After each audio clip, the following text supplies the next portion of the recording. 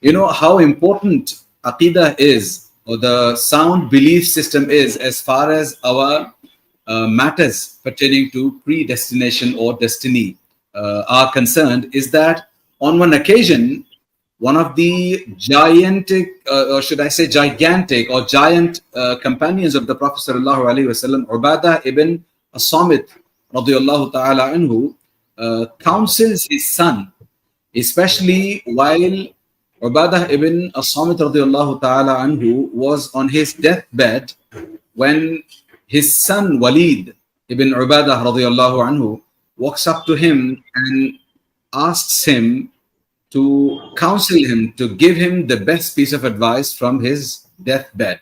So while Ubadah ibn as-Samit is breathing for the last few times, Walid ibn Ubadah asks him to give him a bequest, in a way, a will, so to say.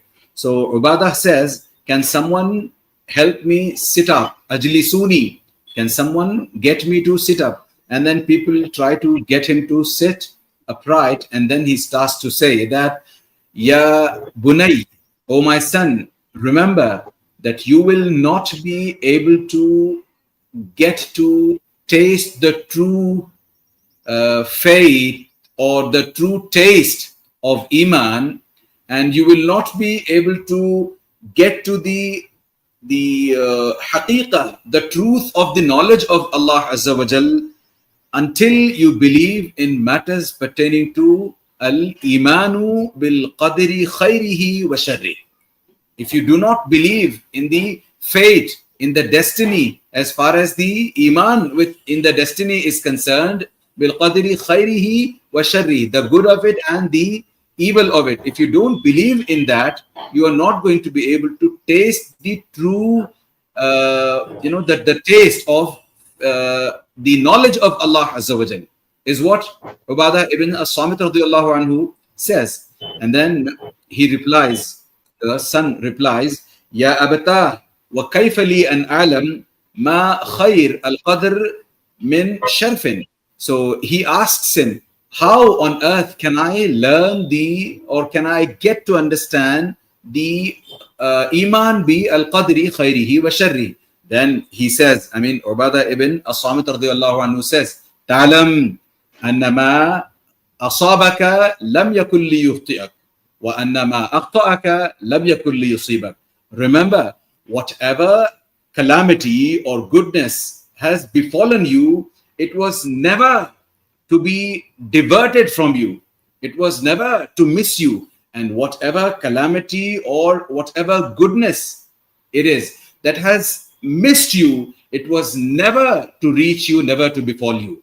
Which means, anything that we have in this world in the form of good or bad, good or evil, it is all written in the destiny by Allah Azza wa Jal, like we did talk about it the last time also. Ma asaba min musibatin fil ardi wala fi anfusikum illa fi kitabim min qabli an nabra'aha. And then further in the next ayah, Allah Azza wa Jal says, Likay la ta'saw ala ma fatakum wala tafrahu ala ma atakum. So that, Allah Azza wa Jal says here that whatever calamity befalls you is actually preserved, written in a preserved tablet with Allah Azza wa Jal. And before Allah Azza wa Jal lets that happen, before Allah Azza wa Jal allows that to happen, and when that happens, Allah Azza wa Jal wants to teach us that you should not be absolutely, completely sorrowful about it. You should not go overboard as far as sorrow is concerned, or feeling sad is concerned. You should not go overboard. And if something good befalls you, you should not be too rejoicing, is why Allah Azza wa Jal is trying to tell us about this. Which is why the companion Ubadah ibn as-Samit radiyallahu anhu also teaches his son. The point here that we must understand, that we must highlight, is that look at the companion of the Prophet sallallahu alaihi wasallam. Even while he is in his deathbed, he is in a way doing something that our prophets did. Ya Bunayya. Yeah, he tells him that you're going to believe in Al-Qadr, only then will all your deeds be accepted. You have to have firm faith in that. Who is saying it? A companion. And I said, what is he saying? He's saying something Yaqub alayhi salam, Ibrahim alayhi salam. These stalwart prophets and messengers said to their children.